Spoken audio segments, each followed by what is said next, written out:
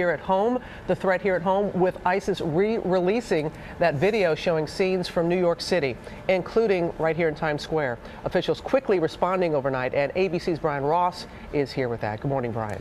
Well, good morning, Robin. New York City officials felt compelled to go on the offensive overnight after that newly released ISIS propaganda tape praised the Paris attacks and then made a brief passing reference to New York City. As the Rockettes opened their famed Christmas shows, and the holiday window displays went up at the big department stores, the city's mayor and police commissioner hastily called reporters to Times Square late last night to say there was nothing to fear from ISIS. Be aware, but do not be afraid. The NYPD will protect you. It was all a reaction to less than 20 seconds of scenes in a newly released ISIS video that showed a suicide bomber intercut with New York's Times Square. Scenes that had appeared in previous ISIS videos and went largely unnoticed.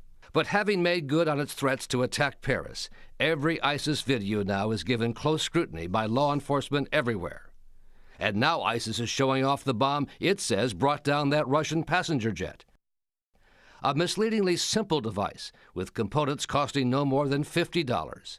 A Schweppes soda can packed with explosives, a tiny detonator with a blasting cap, and a switch and a timer to set it off. Close the switch and arm the timer to start its countdown, and boom. Bomb experts say it could produce a blast much more powerful than the one in this government test. The Russian jet blew up 22 minutes after takeoff. Based on the location of the wreckage, U.S. authorities believe the bomb was likely placed in the rear luggage hold of the plane by an ISIS infiltrator. In its online post, ISIS boasted it smuggled the bomb onto the Russian jet after it discovered a way to compromise the security at the Sharm el-Sheikh airport in Egypt. And in a grisly footnote, ISIS even produced passports of some of the Russian victims, somehow retrieved by ISIS at the scene of the crash.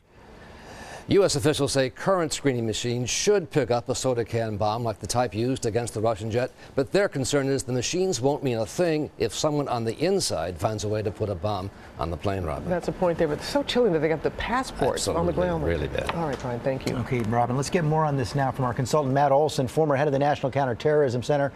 And Matt, we just saw those videos, Washington and Times Square in the videos, but that doesn't necessarily mean that there's an active plan in place. Yeah, that's right, George. We've seen this now over the past year from ISIS, this type of propaganda video. It doesn't necessarily mean there's any credibility behind this. Of course, the challenge is that ISIS over the past year has put out propaganda really advising, exhorting its followers in the United States, even just individuals, to try to carry out at least small-scale attacks. So that still keeps counterterrorism officials here on edge. We know the French officials now interrogating those 8 people arrested yesterday, those 8 suspects arrested yesterday. What exactly are they trying to determine? What will they be doing right now inside those rooms?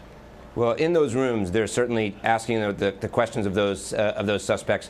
Who else was involved? Were there other plots in train? They're going through the cell phones, the other things that they were able to get from the apartment, because the key question right now is, are there other attacks? The counterterrorism officials in France right now are worried about other attacks that might be planned, and that's the #1 priority for them. The other key question we've now seen, especially in France with both the Charlie Hebdo attacks and now this one, these suspects, these terrorists falling through the cracks, even though they had been identified as possibly dangerous by French officials. Right. This just shows what officials in Europe are up against. The numbers, thousands of Europeans traveling to Syria. It's just a huge challenge for these security services. Okay, Matt Olson, thanks very much.